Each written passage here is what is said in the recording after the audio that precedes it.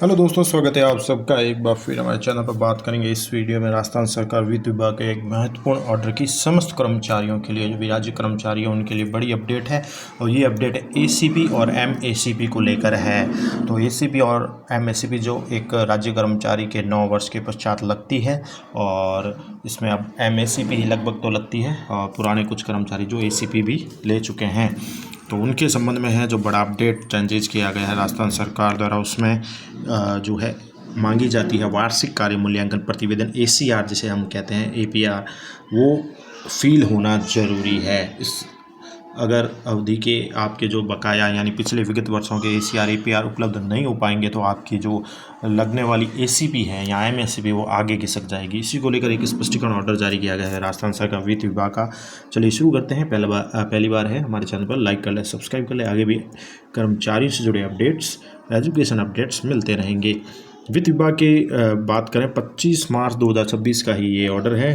जिसमें कहा गया है कि राज्य कर्मचारियों के लिए संतोषजनक सेवा पूर्ण करने पर एसीपी व एमएसीपी योजना के तहत वित्तीय उन्नयन स्वीकृत किए जाने का प्रावधान है। यानी 9 वर्ष के पश्चात आपकी सेवा संतोषजनक होती है तो आपको एक जो है वित्तीय उन्नयन यानी फ़ायदा मिलता है आगे वाले स्लैब में, जो भी है फिक्सेशन होके एसीपी लगने पर। तो ये वित्तीय उन्नयन स्वीकृत करने का जो प्रावधान है, इसमें सेवा संतोष के लिए एसीपी योजना के अंतर्गत वित्तीय उन्नयन के लिए विगत 7 वर्षों के,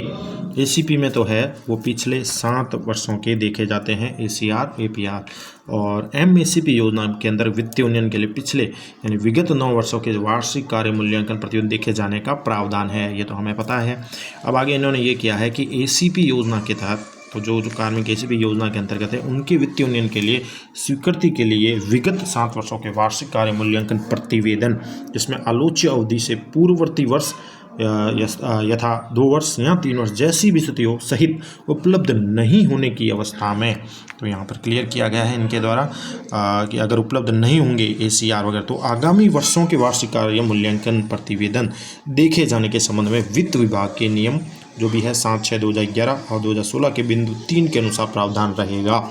तो आपको तो ये यहाँ पर क्लियर किया गया है इसके द्वारा कि एक तो वार्षिक कार्य मूल्यांकन उपलब्ध नहीं होने की स्थिति में क्या प्रावधान रखा गया है। एक तो ये है कि यदि फिर भी जो भी है कि 7 वर्षों के कार्य मूल्यांकन प्रतिवेदन उपलब्ध नहीं होते हैं, जैसा कि इन्होंने क्लियर मेंशन किया है, ये फिर भी 7 वर्षों के कार्य मूल्यांकन प्रतिवेदन जो है उपलब्ध नहीं होते हैं, तो 7 वर्षों के कार्य मूल्यांकन प्रतिवेदन उपलब्ध नहीं होते हैं, तो ऐसे प्रकरणों में जितने वर्षों के कार्य मूल्यांकन प्रतिवेदन कम है, उतने आगामी वर्षों के कार्य मूल्यांकन प्रतिवेदन के आधार पर 7 वर्षों के कार्य मूल्यांकन प्रतिवेदन पूर्ण होने पर ही एसीपी स्वीकार की जाएगी। ये सबसे बड़ा इंपॉर्टेंट अपडेट किया गया है, ये ध्यान से समझे आप। जैसा कि हमेशा एसीआर एपीआर सेवा संतोषजनक होना जरूरी है, तभी एसीपी एमएसीपी लगती है। तो यहाँ इन्होंने किया है कि 7 वर्षों के कार्य मूल्यांकन प्रतिवेदन उपलब्ध नहीं होते हैं, तो ऐसे प्रकरण में जितने वर्षों के कार्य मूल्यांकन प्रतिवेदन कम है या जितने कम हो रहे हैं, तो उतने आगामी वर्षों के कार्य मूल्यांकन प्रतिवेदन लेके उनके आधार पर 7 वर्ष के पूर्ण करने हैं। प्रतिवेदन पूर्ण होने पर ही एसीपी स्वीकार करनी है। और इसी प्रकार बात करें एमएसीपी की, तो एमएसीपी में भी इन्होंने बड़ा जो चेंजेस किया है वो भी यही है। एमएसीपी योजना में भी यही है कि विगत 9 वर्षों के वार्षिक कार्य मूल्यांकन प्रतिवेदन जिसमें आलोच्य अवधि से पूर्ववर्ती 2 वर्ष सहित उपलब्ध नहीं होने पर राजस्थान सिविल सेवा नियम जो भी 2017 है, नियम 14 के अनुसूची के अनुसार प्रावधान निम्न अनुसार रहेंगे। अब एमएसीपी में क्या प्रावधान रहेंगे वो इन्होंने क्लियर किया है कि उपरोक्त प्रावधानों के अनुसार आगामी वर्षों के वार्षिक कार्य मूल्यांकन प्रतिवेदन देखे जाने पर जितने आगामी वर्षों के वार्षिक कार्य मूल्यांकन प्रतिवेदन के आधार पर संतोषजनक सेवा मानी गई है, उतने ही वर्षों के लिए एसीपी एमएसीपी की देयता की अवधि बढ़ाए जाने का प्रावधान स्पष्ट है। तो ये यहाँ पर इन्होंने क्लियर किया है कि आगामी वर्षों के वार्षिक कार्य मूल्यांकन प्रतिवेदन देखे जाने पर आगामी वर्ष के अगर आप एसीआर देख रहे हैं, तो उतने ही आगामी वर्षों के जितने आगामी वर्षों के वार्षिक कार्य मूल्यांकन प्रतिवेदन के आधार पर संतोषजनक सेवा मानी गई है, यानी जितने आपने वर्ष देखे हैं उनके एसीआर देखिए जितने वर्षों के, उतने ही वर्षों के लिए एसीपी एमएसीपी की देयता की अवधि भी बढ़ाए जाने का प्रावधान स्पष्ट है, स्वतः स्पष्ट है। यानी आपकी एसीपी और एसीपी लगती है, एमएसीपी लगती है, तो वो आगे सरक जाएगी। ये कहना है, क्लियर किया गया है कि एसीपी एमएसीपी की देयता की अवधि बढ़ाए जाने का प्रावधान, यानी वो आगे खिसक जाएगी। अब इसको नीचे इन्होंने एक और क्लियरिफिकेशन भी दिया है, वो भी आपको दिखाते हैं। नीचे देखें तो यहाँ पर फिर से इन्होंने क्लियर किया है कि पुनः स्पष्ट किया जाता है कि यदि किसी कार्मिक के एसीपी एमएससीपी स्वीकृत के लिए संतोषजनक सेवा के लिए वांछित 7 वर्ष या 9 वर्ष के वार्षिक कार्य मूल्यांकन प्रतिवेदन यानी एसीआर एपीआर जो भी है देयता तिथि से आगामी वर्षों के वार्षिक कार्य मूल्यांकन प्रतिवेदनों को सम्मिलित किए जाने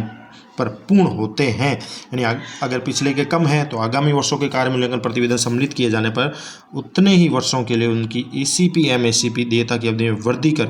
एसीपी और एमएससीपी स्वीकृत की जाएगी। यानी कि अगर आपके संतुलन सेवा में जितने वर्षों की एसीआर एपीआर नहीं है, कम है, तो आगामी जितने वर्षों की आपके सम्मिलित की है वार्षिक कार्य मूल्यांकन पे प्रतिवेदन जो भी है एसीआर ली गई है, तो उतने ही वर्षों के लिए जो देयता की अवधि भी बढ़ जाएगी और वहाँ से ही स्वीकृत की जाएगी। फिर इसको उदाहरण के द्वारा और क्लियर किया गया है, वो भी आपको दिखा देते हैं। इसके साथ इन्होंने उदाहरण देकर भी यहाँ पर एक समझाया एसीपी एमएससीपी के संबंध में वार्षिक कार्य मूल्यांकन प्रतिवेदन यानी एसीआर एपीआर को क्लियरिफिकेशन किया गया है वित्त विभाग के द्वारा। जैसे कि इन्होंने उदाहरण दिया कि एक कार्मिक की एसीपी 25/6/2014 को देय है और उसकी आलोच्य अवधि 2000 जो भी है गणना करनी है वो है 2007-8 से लेकर 2013-14 तक। वांछित एपीआर में 6 वर्षों के वार्षिक कार्य मूल्यांकन प्रतिवेदन ही उपलब्ध हो पाते हैं और वर्ष 2014-15 के वार्षिक कार्य मूल्यांकन प्रतिवेदन यानी आगामी वर्ष का सम्मिलित करते हुए 7 वर्ष के वार्षिक कार्य मूल्यांकन प्रतिवेदन पूर्ण हो जाते हैं तो उस कार्मिक की एसीपी जो है 25/6/14 के स्थान पर 1 वर्ष पश्चात 25/6/15 को स्वीकृत की जाएगी। ये उदाहरण दिया गया है एसीपी को लेकर। ये एसीपी को लेकर यहाँ पर क्लेरिफिकेशन किया गया है इन्होंने कि उसकी देयता अगर 25/6/2014 है तो अगर उसके एपीआर में कमी है जो भी जितने वर्षों की कमी है और 6 वर्षों के वार्षिक कार्य मूल्यांकन प्रतिवेदन उपलब्ध हो पाते हैं 2014-15 के वार्षिक कार्य मूल्यांकन प्रतिवेदन को सम्मिलित करते हैं 7 वर्ष के का वार्षिक कार्य मूल्यांकन प्रतिवेदन पूर्ण हो जाते हैं तो 25/6/14 के स्थान पर 1 वर्ष पश्चात 25/6/15 को स्वीकृत मानी जाएगी। ये बड़ा बदलाव देखने को मिलेगा एसीपी को लेकर। अब बात करते हैं नीचे एमएससीपी में भी इसी प्रकार से अपडेट है। इसी प्रकार बात करें हम एमएससीपी के अंतर्गत तो भी इन्होंने क्लियर किया है एक कार्मिक जिसकी एमएससीपी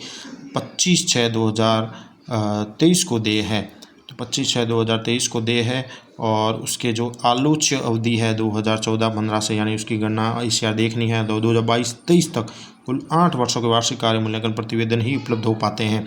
और वर्ष 2023-24 के वार्षिक कार्य प्रतिवेदन को सम्मिलित करते हुए 9 वर्ष के वार्षिक कार्य मूल्यांकन प्रतिवेदन पूर्ण हो जाते हैं या पूर्ण होते हैं तो उस कार्मिक की एमएससीपी भी 25/6/23 के स्थान पर 1 वर्ष पश्चात दिनांक 25/6/24 को स्वीकृत की जाएगी। यानी 1 साल आगे खिसक जाएगी आपको जो भी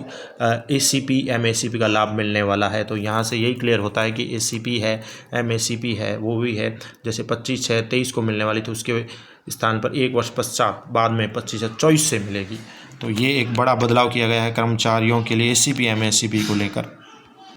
तो यहाँ पर आप पुनः देख लीजिए ये स्पष्टीकरण है क्लियर किया गया है कि यदि किसी कार्मिक के एसीपी एमएससीपी स्वीकृत के लिए संतोषजनक सेवा के लिए वांछित जो वर्ष होते हैं 7-9 वर्ष के वार्षिक कार्य मूल्यांकन प्रतिवेदन देयता की तिथि से आगामी वर्षों के वार्षिक कार्य मूल्यांकन प्रतिवेदनों को सम्मिलित किए जाने पर पूर्ण होते हैं तो उतने ही वर्षों के लिए एमएससीपी की देयता की अवधि में वृद्धि करके एसीपी एमएससीपी स्वीकृत की जाएगी। तो ये एक बड़ा अपडेट है और इसमें ध्यान देने योग्य बात यह है कि हमारी एसीआर अब कंप्लीट होना ज़रूरी है। एपीआर जो है जितने पिछले वर्षों की देखी जाती है 7 व 9 वर्ष की तो एपीआर कंप्लीट रखें।